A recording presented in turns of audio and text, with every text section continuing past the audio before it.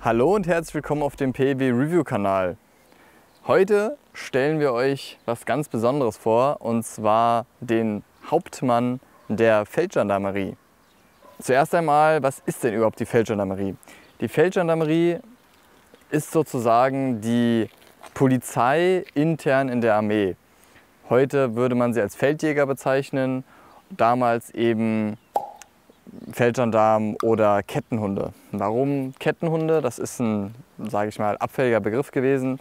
Das kommt einfach von diesem Ringkragen, den Mannschaften der Feldgendarmerie getragen haben. Dieser signalisierte den Status, dass man im Dienst ist, und wurde dann eben um den Hals gelegt. Offiziere tragen diesen nicht, weil sie dauerhaft im Dienst sind, und ja, eben dieser Ringkragen brachte den Jungs den Beinamen Kettenhunde bei. Der wäre dann sozusagen so umgelegt, hier festgemacht und mit dem dritten Haken an einem Knopfloch, damit er nicht hin und her wackelt. Wenn wir euch nochmal den Mannschafter vorstellen sollen, dann schreibt das gerne in die Kommentare. So, das zur reinen Begriffserklärung. Fangen wir bei der Uniform an. Wie ihr seht, ist die Waffenfarbe der Feldgendarmerie orange.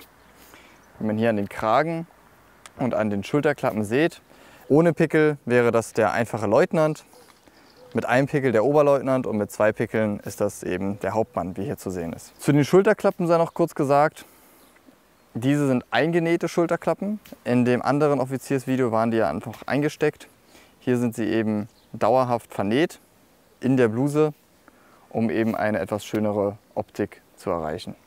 Die Uniform generell ist in Gabardinestoff gehalten, also nicht wie bei dem Offizier, den wir bereits vorgestellt haben, in Wollstoff, sondern eben in diesem feineren Gabardine-Material und hat auch silberne Knöpfe. Der Kragen ist dennoch farblich abgesetzt, wie bei der frühen Wehrmachtsbluse.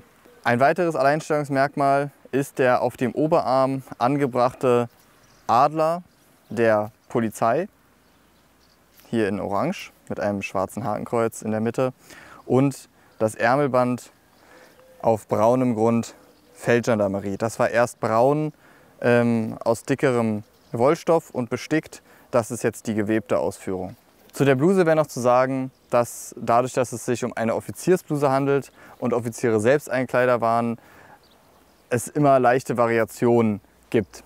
Auf der Brust trägt er auch den Offiziersbrustadler mit silber gesticktem Adler und eben Hakenkreuz und auf dem Kopf einen Stahlhelm. Auch häufig zu sehen waren Schiffchen oder Schirmmützen, die dann eben auch mit oranger Paspellierung passen zu der Waffenfarbe. Der Koppelriemen wird von einem Sturmriemen gehalten, welcher vorne und hinten im Riemen eingehakt ist und das Herunterrutschen des Koppelriemens vermeiden soll. Als Bewaffnung trägt der Offizier lediglich seine Pistole, in diesem Fall eine P08, die man hier rauszieht, mit der rechten Hand nimmt und dann eben benutzen kann. Hier oben gehört das Werkzeug für die P08 Bluger rein und hier ein zweites Magazin.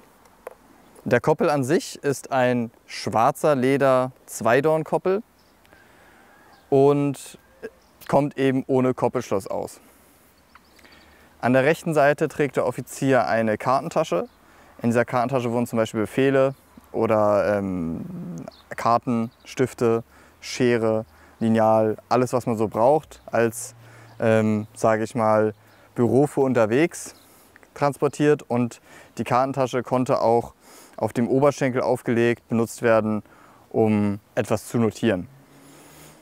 An der linken Seite ist noch das Seitengewehr, einfach aus Prestigegründen, und das war es eigentlich schon an der Ausrüstung. Da die Feldgendarmerie ja keine kämpfende Einheit war, sondern hauptsächlich hinter der Front unterwegs, ist natürlich auch die Bewaffnung nicht so und die Ausrüstung nicht auf den Frontkampf ausgelegt.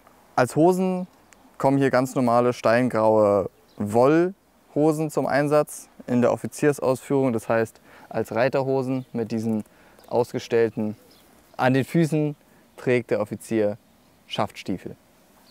Hier wieder, wie bei allem, was der Offizier trägt, gibt es da unendlich viele Variationen, da die Offiziere mit ihrem eigenen Geld ihre Uniform zusammenstellen mussten und dementsprechend natürlich auch zum Schuster gegangen sind und sich die Schuhe entsprechend der Vorgaben, aber schon so wie sie das ästhetisch finden, sich haben herstellen lassen. Wenn ihr die Feldgendarmerie im Einsatz sehen wollt, was so deren Aufgaben waren, dann schaut doch gerne mal bei Verstaubten die Gesichter, explizit Folge 8, vorbei. Da haben wir mal auch einen Feldgendarmerie-Hauptmann gezeigt und die Interaktion mit den Soldaten. Und ja, wenn euch das Video gefallen hat, dann lasst doch einen Daumen hoch da und einen Kommentar. Und vielen Dank fürs Zuschauen und bis zum nächsten Mal. Weg, bevor wir schlechte Denken. Weg, halt gesagt!